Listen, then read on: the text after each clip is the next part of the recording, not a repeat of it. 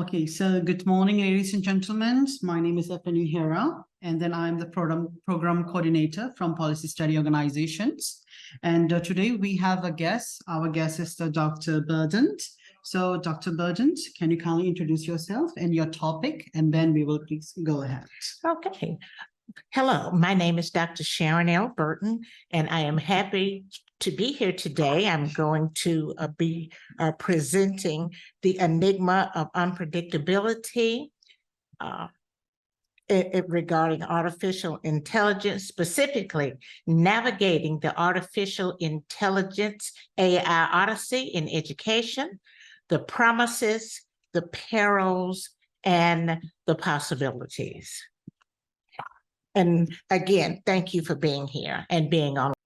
I've given each of you a card so that after this presentation, if you would like a copy, feel free to email me and I will be happy to email you a copy.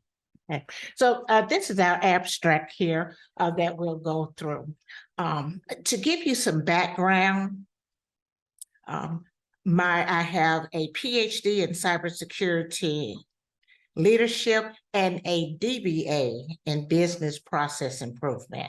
In addition to being a dissertation chair, adjunct faculty, I also do consulting in all of those areas, because what we do know is cybersecurity is an interdisciplinary study. It crosses over all fields.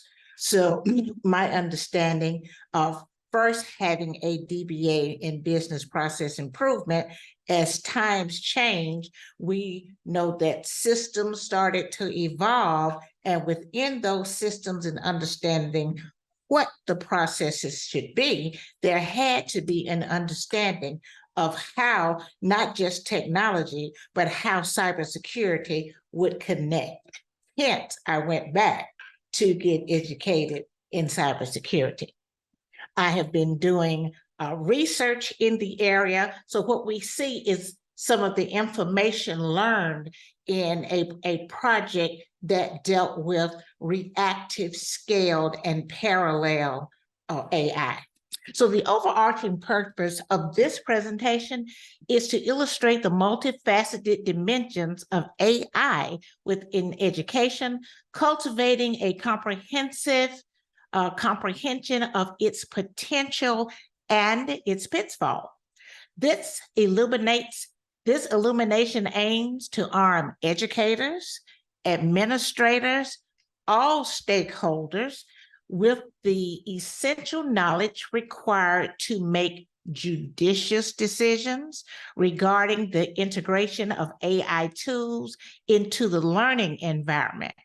Now, this learning environment is not just what we would call the school systems. Remember, corporate America has a learning environment also. So to achieve this objective, we set forth three distinct goals here. First, we spotlight the enigma of unpredictability, elucidating the challenges in foreseeing and rectifying AI system behaviors as it evolves dramatically and consistently. Secondly, we embark on a journey into the labyrinth intricacies of scalability, with a particular emphasis on the ominous estimate that 85% of AI projects may falter in delivering their envisioned value. Last, we scrutinize the realms of learning limitations, drawing comparisons between children and AI systems, and accentuating areas where the former outshines the latter, including exploratory learning and different learning systems. So by its conclusion, attendees will be empowered to make informed decisions about this information regarding the adoption and integration of AI tools in educational systems, again, whether that be K through 12 higher education or corporate education, and champion responsible and effective integration. Let's move forward.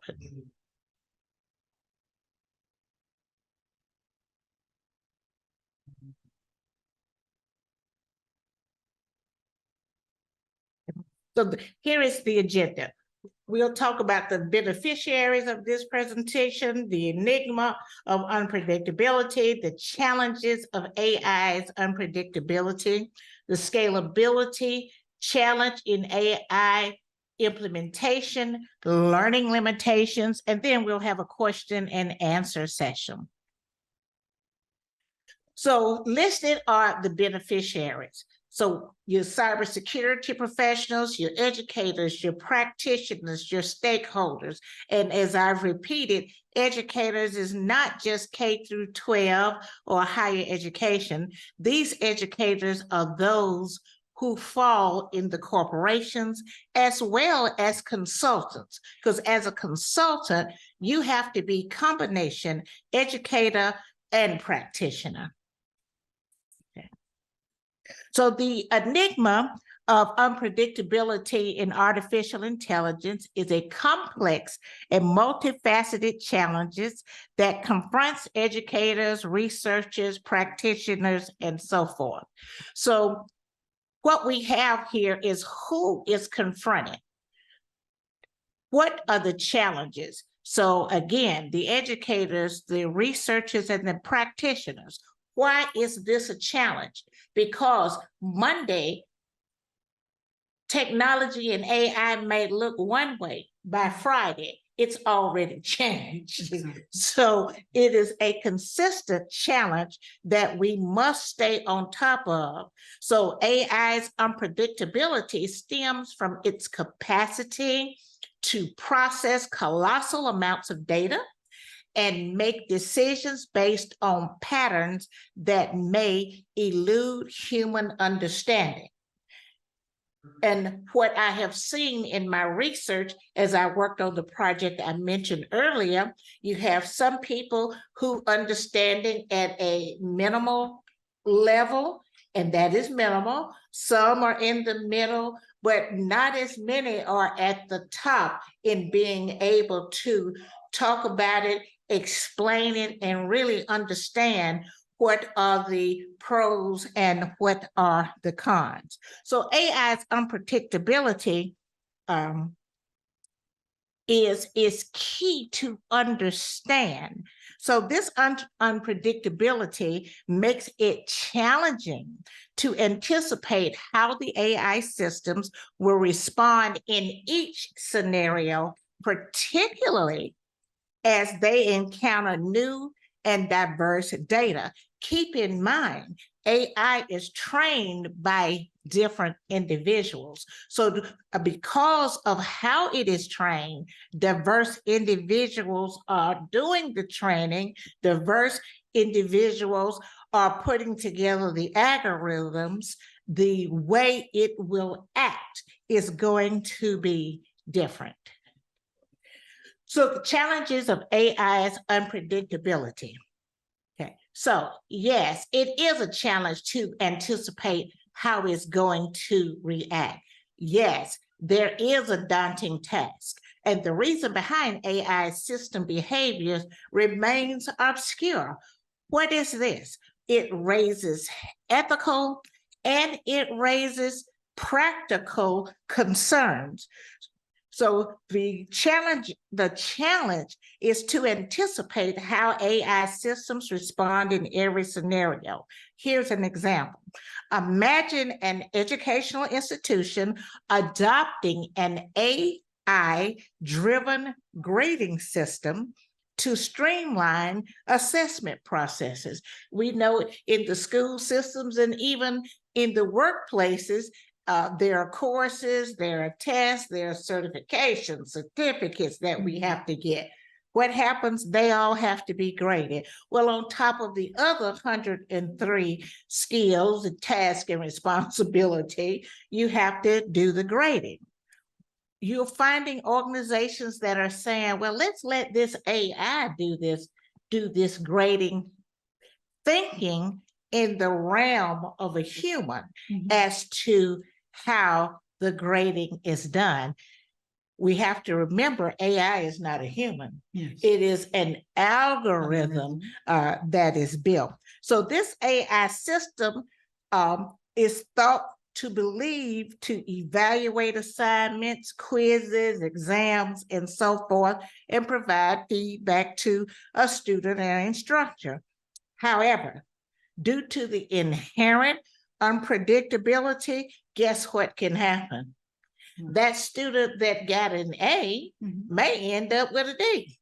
The student that got a D may end up with an A. That is where the unpredictability comes in. So what happens there?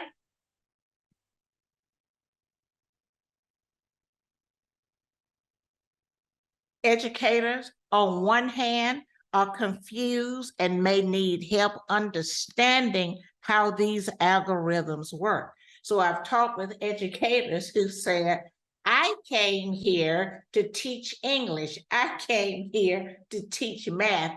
I didn't come here to learn information technology, as a lot of them will reference it. Or when I'm working with trainers, they may say the same thing. I came here to train on X. I did not come here to become an AI expert, but we are in the revolution. I liken this to our first industrial revolution, where we had farmers. Our foreparents were farmers, and they were people who were doing possibly sewing. And what happened?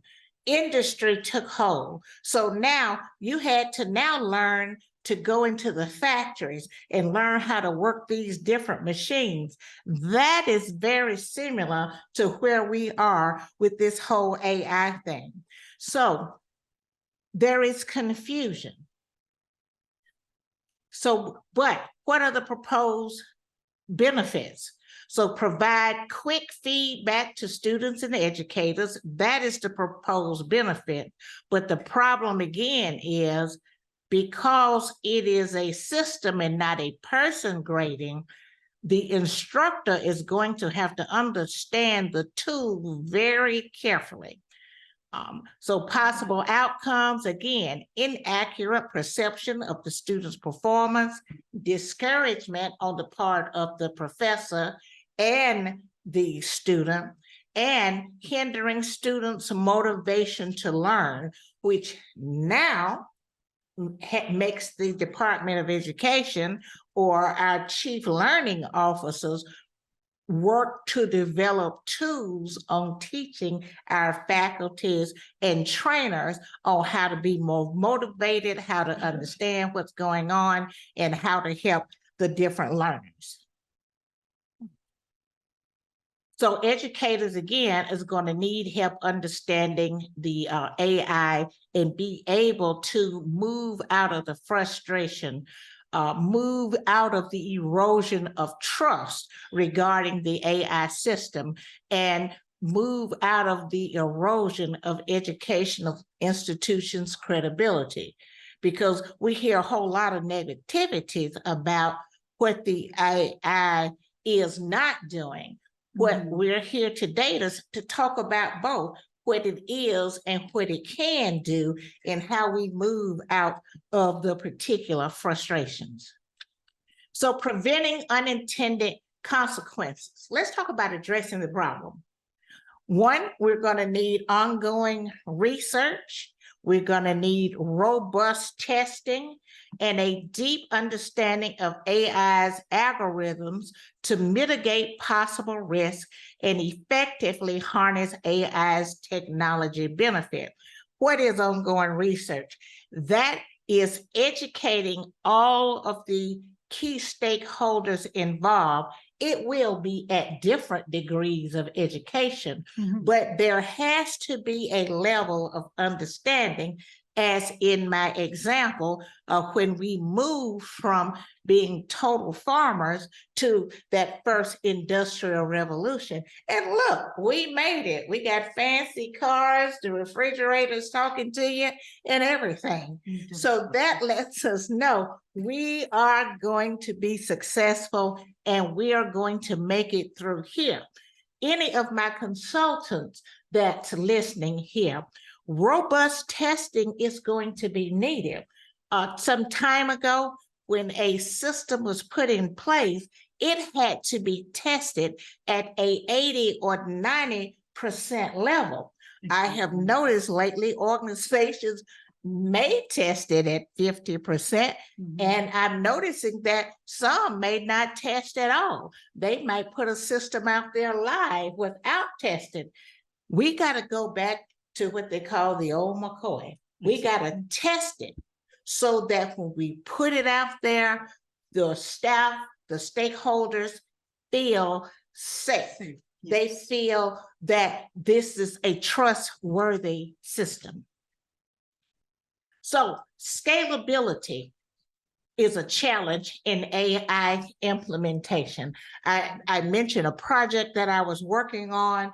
There was a system we built that initially started with elementary students, then shifted from K through 12, then moved into your community centers that will help people learn to do different things. We're going to see AI continue its scalability as our technologies advances. So what are the challenges? Scalability, integration into different systems, data quality, and data quantity. Data quality is key. And that whole big thing, change management, which must be worked through people, processes, and technology. All three have got to come together so that the change can be effective. Without working the three, the change will fail. So please keep that in mind. So more on scalability challenges. So what is difficulty in scaling? So the design of AI systems, I mentioned earlier, we have different people working on the designs, different people that's training the system, different people training the system with different knowledge levels, different people in different parts of the country working at it at a different angle. In the Midwest, there's a whole lot of AI that's working on farming systems, whereas a project I'm working on in California is working on a whole lot of educational systems. In other places, we're seeing technology being infused in appliances, technology being infused in automobiles, and it's going to continue to scale for you. Who would have thought 20 years ago, our cars would drive us here to the conference and even park? All you got to do is get out. Exactly. So this scalability is important to understand. Not saying we have to build an algorithm ourselves, but as the teachers, the consultants, we have to be able to speak to it with our stakeholders. The complexity of what the scale may be. What is performance optimization? When I build requirements for a system, one of the key pieces is performance optimizations. When I'm interviewing my key folks about their particular piece of the requirements, what does performance look like to you? What is our current state and what is our future state, and how is that blending with AI? Resource allocation. Are the resources prepared? What we knew 5 years ago is not going to apply today or the next 10 years. The functionality, the systems have scaled up. So as leaders, we have to be able to teach and talk about what it is and why it is and how it is touching each department's work. Testing and quality assurance. That department's work is rolling back into the spotlight now because this technology has to be tested. We cannot put it out there and throw it out and hope it sticks on the wall. Data management. Our programmers and project managers are going to have to look at this. Monitoring and maintenance.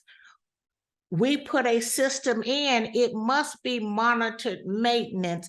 Any errors documented in your JIRA systems or whichever system you use, but explain to the people what, why, and when is the error and how might that error get fixed. So let's talk about here what might be learning limitations. When we look at learning, and particularly AI now as it wraps into learning, we've got to go back to our academic models, exploratory learning, to understand what it is and how is this exploratory learning going to connect with our different departments. What might that be? What are the risk parameters around it? Social learning, again, the same thing, building mental models and contextual understanding. All of these key points must be wrapped into the learning, whether you're at the corporation or whether you're in K through 12 or college. All of these pieces must be looked at in order for the process to move forward the way that it needs to move forward. And in thinking of all of that, we look at complexity of the scale at different levels. We got our IT and cyber folks really homing down, but we're teaching our leadership, managers at all levels, how is it that it affects them and their staff? We look at, again, the performance optimization, resources, getting them ready for the change. The scalability architect, as we know, when we talk about our requirements, we talk about in this bill, we will have X. In the second bill, we may have Y. But in the middle, the managers and the trainers got to get ready so that everyone understands how this is moving, why it's moving, and what are the complexities, especially our customer-facing folks. They have to be able to explain to the customer what is happening and why. So rolling back to the exploratory, we know that children are naturally curious and they excel in exploratory learning. They actively engage with their environment, they ask questions and experiment to acquire new knowledge. Well, think about it, that's not just children. Those are our team members. That's our staff. So again, the social learning, we learn from peers and teachers, and guess what? They're going to learn from you. Building mental models. How do we mentally scale this up? So again, this is an ongoing topic. I hope that from what we have, you have gleaned some of these outcomes, gaining insight into AI's evolution in education. We talked about education models. We talked about from the first industrial revolution to now, recognize implementation challenges, the understanding of the knowledge, the what, when, and how, and the moving it across different platforms, understanding learning limitations. We talked about that.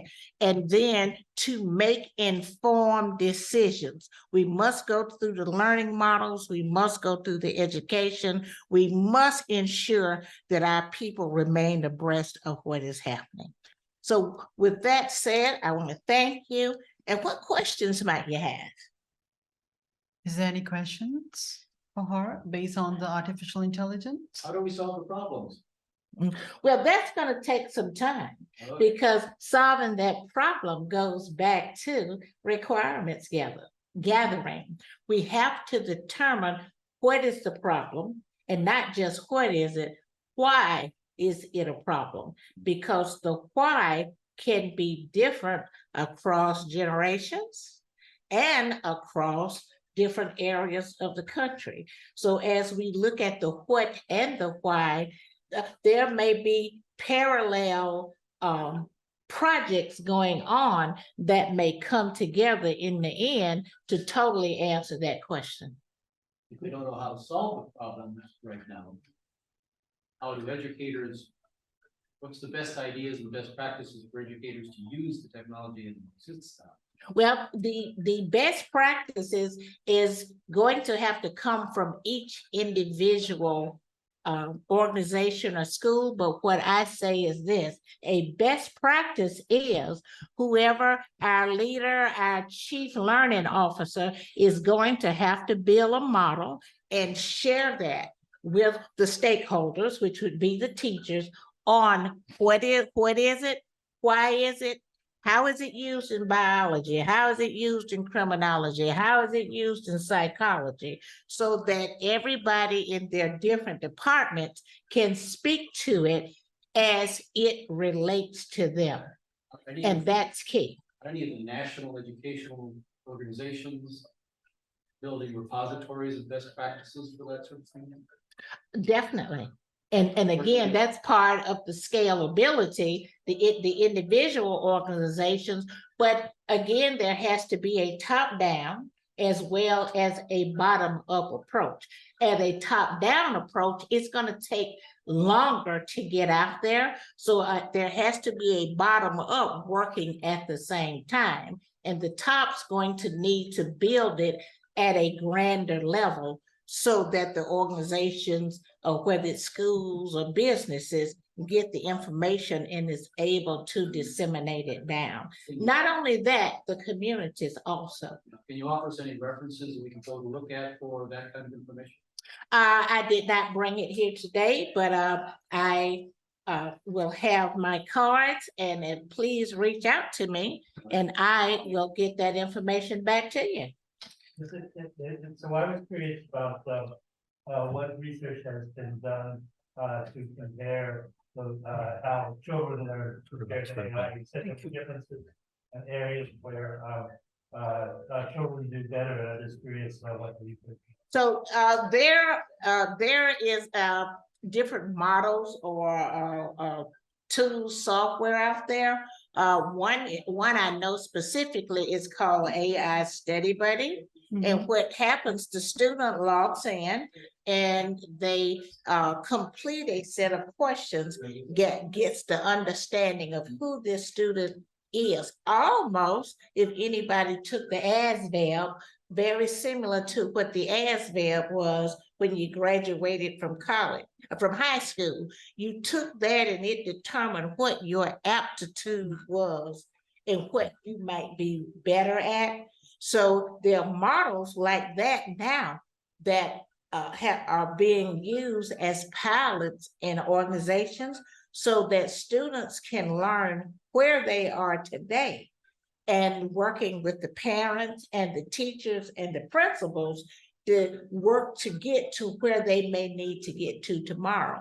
This student may be great in English, but not good in math. So this tool then builds a program for that student to help that student upgrade, whereas we know teachers today may have 30, 40 students in the class.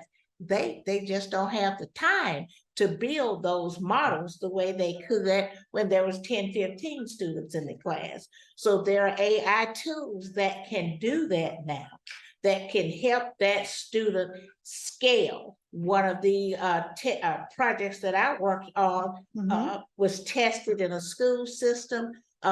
Immediately within the first 30 days, the students had increased by 30%. Because one, they got an understanding of who they were, not who the whole class were, and they were trying to fit in. And then there was a time and action plan for what they needed to know, not what Joe and Susie needed to know. Yeah. And being said that, I wanted to extend my heartfelt thanks for captivating the presentation on the navigating the AI Odyssey in education promises, parallels, and the possibility. Your insight into the complex landscapes of AI in educations were not only enlightening, but also thought-provoking. So thank you for sharing your expertise contribution to more comprehensive understandings of transformative journey. And I would love to end our presentations right here.